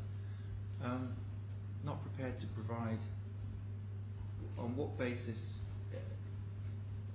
From what we've seen and what we've heard, there's potentially funds that have been invested in this entity by DR, directly, indirectly, ultimately, and that would then, I assume, be an asset of DR. So, wouldn't it be right at the point where DR's failed to honour or to pay the court order, that the judgment creditor should be entitled to see the details of that asset? Why do you think that's an unreasonable position for us to adopt? I understand the reason for the request.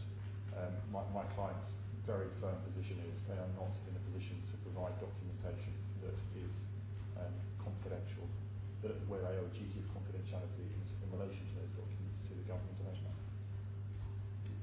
My client is not taking a point about the potential relevance of some of the documents it holds.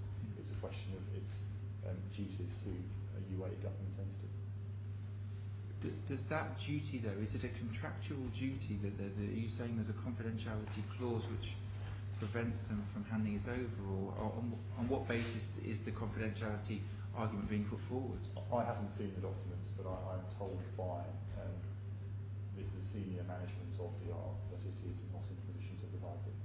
I don't have any more specificity as to the basis of that in terms of whether it's contractual or, in other words, some other way articulated. But what I'm seeking is your help in trying to understand. If their position is, well, we just don't want to give it because it's sensitive, that doesn't help. That's not an argument that's helpful.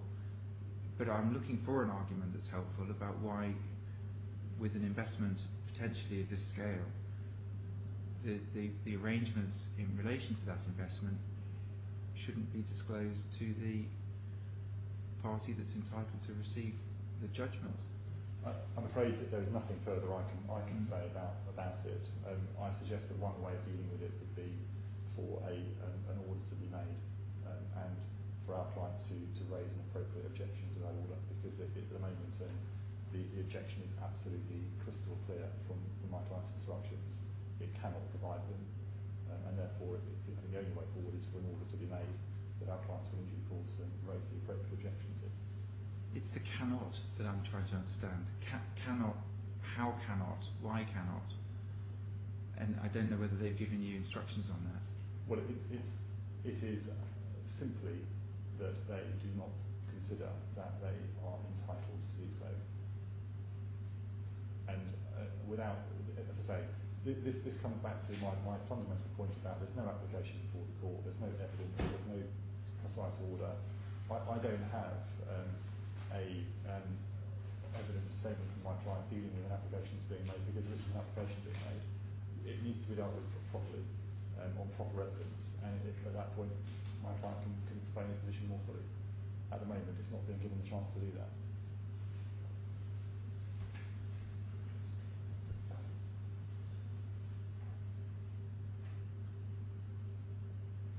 Can I suggest as a potential way forward, we take further instructions and the right to try to more fully articulate the objection.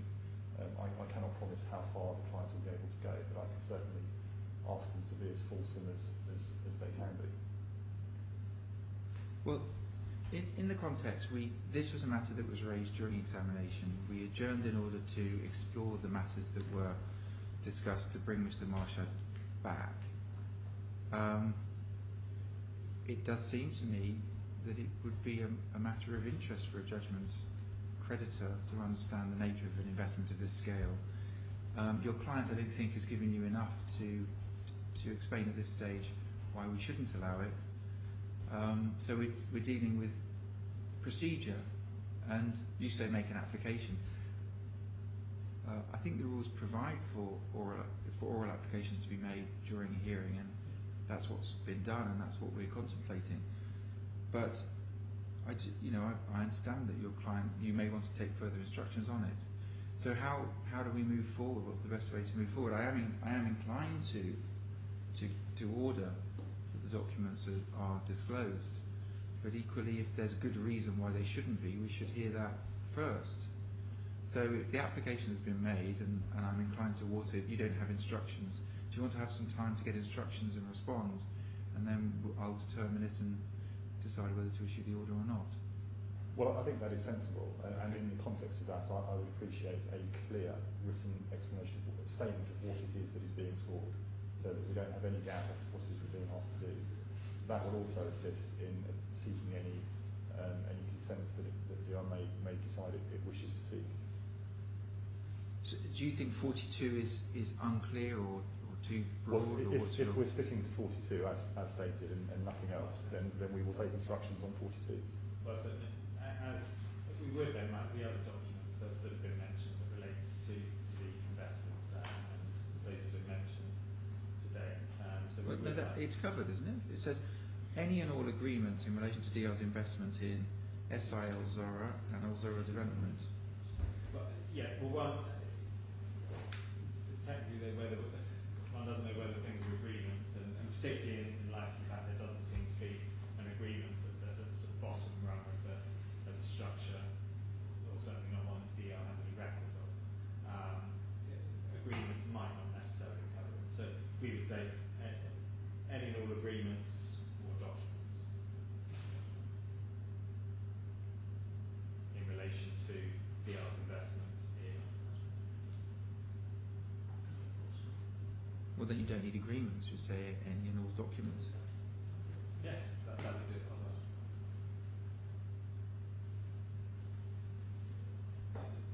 So we would suggest that DR has had ample opportunity to deal with this. Mr. Marshall put in a witness statement, has been dealt with in correspondence, and as I understand, I think, to be fair, what Mr. Patterson is saying is, give me a court order and I can do something with it. Yes. But whilst it's without a court order, the client is saying it's not able to deliver, which is fine. The previous suggestion was just that you make an order, which I understood that to mean an order for disclosure. Well, let's say I'm inclined in that direction at the moment, but Mr. Patterson hasn't been given what he needs from his client to understand how he can object to that. So I think it's only right that we give him an opportunity to do that. You've clarified the question now. Any and all documents in relation to DR's investment in those two entities. Mr. Patterson can take instructions and can write to the court, copying yourself, explaining the legal basis of the client's objections to that, and then we'll determine it. And how long do you think it would take to do that? Are we going to get the question in writing? I'm sure. Could you send the question over this afternoon? Yes, I mean, it is. The question, this request hasn't changed at all since it was made on the 14th of June. Now it's just changing the word instead of agreements. Has changed. It's changed today. So if you could send that to Mr. Patterson today, just confirm this is the question. Copy us. Mr. Patterson can then take that email to his client, seek instructions, respond to it, and then we can make a decision on it. I'm happy with that arrangement. I will seek an answer as soon as possible, recognising the time constraints that we're working to. Thank you. So we'll do that later. Thank you. The only other thing I want to mention is if we take our letter of this morning's letter, we go back to page 1 and paragraph 2. there's been various correspondence in relation to request 30, which is, and that, if we go back to our request, that relates to Aradi's facilities. And Aradi's bank facilities.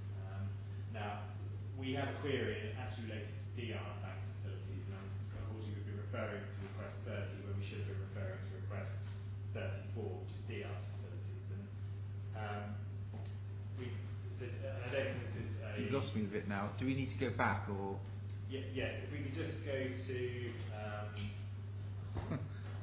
if we go to tab 3 with the requests, Yeah. that should... Okay. So it's page 4. Yeah. And so there's request 30, which is details of payments made to DIB by Aradi to repay the Musharaka facility or any other facility correspondence.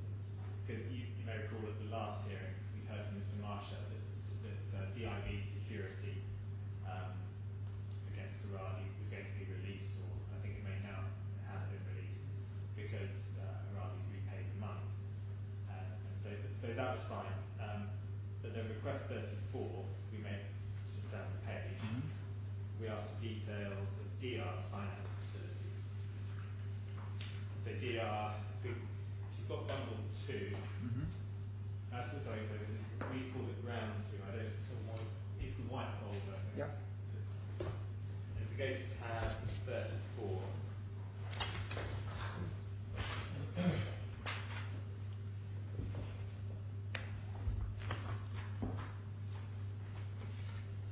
so first page of that tab, which would be page 304, I think. And we see this is a facility agreement that's between DIB and DR, and it relates to an Ijara facility for 400 million, sorry, I thought there were 9 more. 400 million dirham. And you'll see then, so if you then go down to the second subheading, security support collateral, sorry, you'll see there's an irrevocable assignment of receivables in favour of the bank, and it mentions Aradi. And so what we really wanted to know was how much is the purpose for which. So then in request 34 we asked what was the purpose of that, how much has been drawn down, how much has been repaid, and what's going to be repaid in the future. So if we go on, it's just not clear to us from the documents that are there. So for example, page 307, 308, 309, it's not clear to us what that is and whether that's specifying the fact of the outstanding balance or if those details of repayments. And what we really just like, we understand that banks are likely to provide certainly an annual closing balance letter, if not a quarterly one, that just sets out what the balances are on various facilities and what the limits are, and that this is something that DR will need for its accounts. And so that's something we mentioned in this morning's letter of paragraph 2.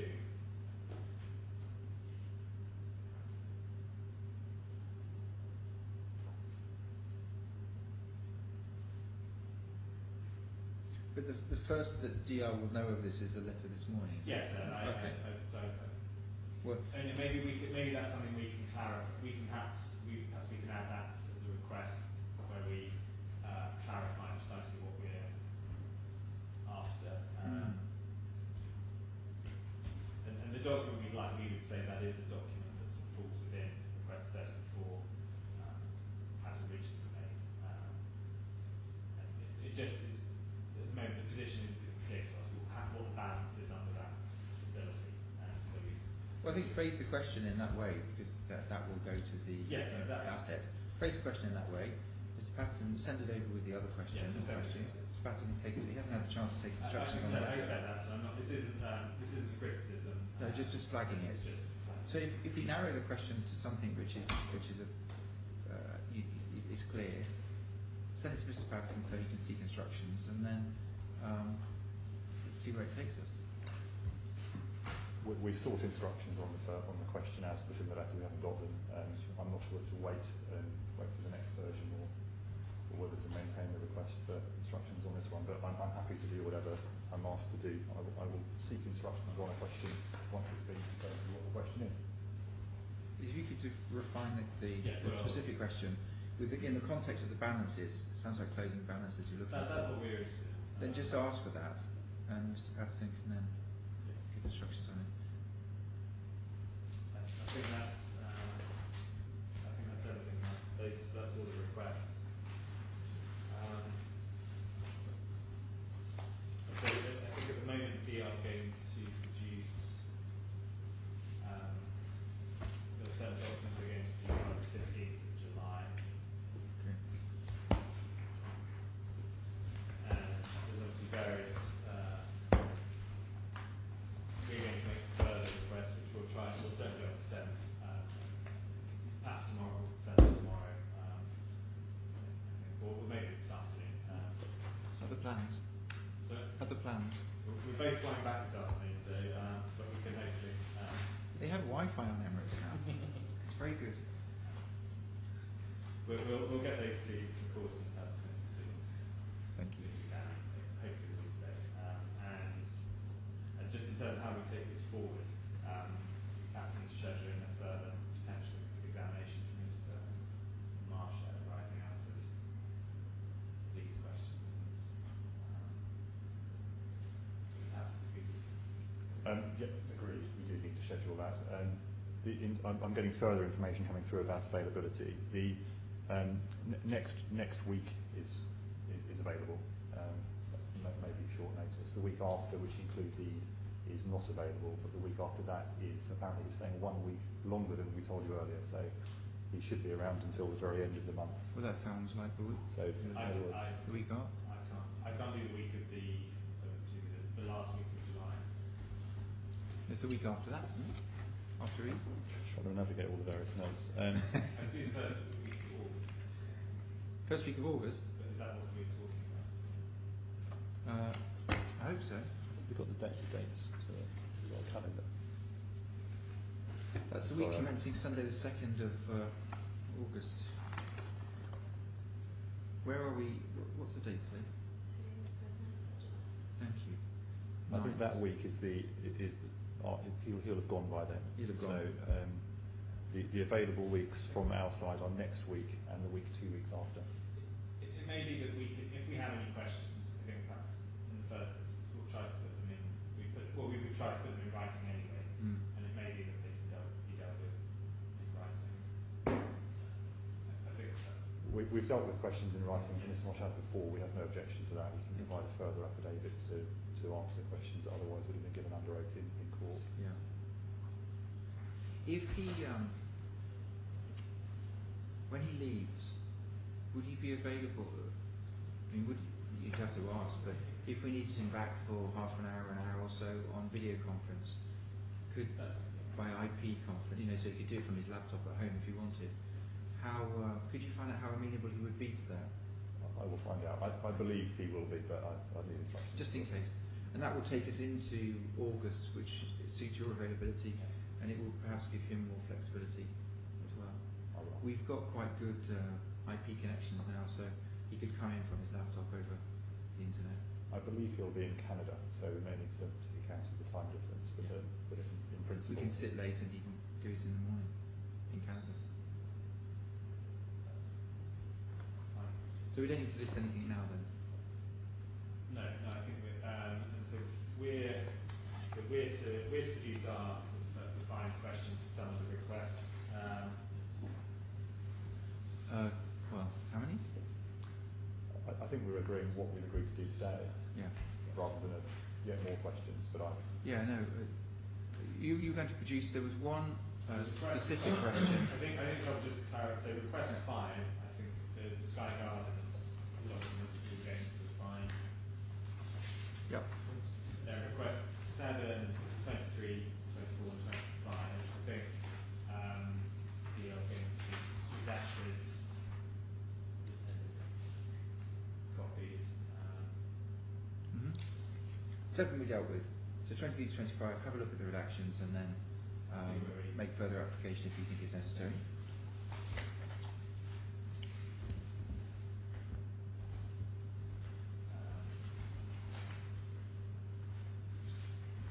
Details of fixed deposits. We were going to rephrase the question, or have rephrased it, but that'll be included in the list.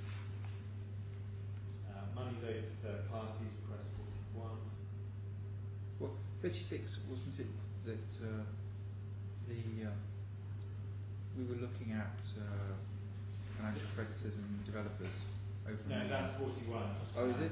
36 is the fixed deposits and whether they're owned beneficially by DR. Ah, yes. Yeah. So that's, I mean, that is the question that we'll set. Yeah. Have you had a chance to write down that question? Did you We have written down the question, but we good. would like to see it Get it in writing, but We'll put it in writing. Yeah.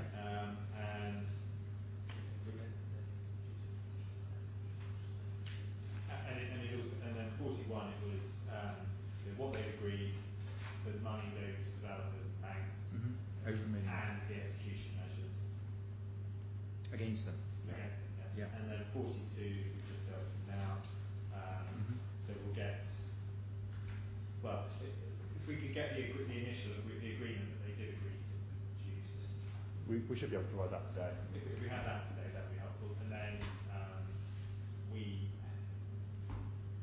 we're asking, we're applying for the documents relating to The exact wording that we agreed. exact wording plus it's just agreements change. The documents goes instead of agreements. Agreements, and then we'll have you can seek instructions on the legal basis for why that shouldn't be ordered, and then we'll decide what to do. Yes, and then there's 34, which is the closing balances and the DRs.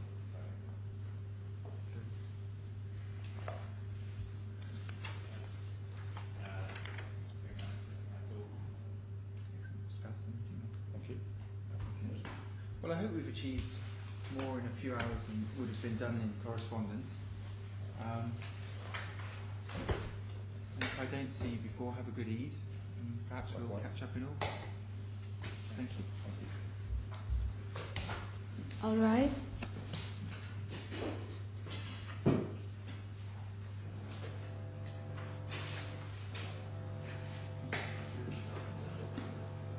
Really? Not very helpful. I think that was going on last time, actually.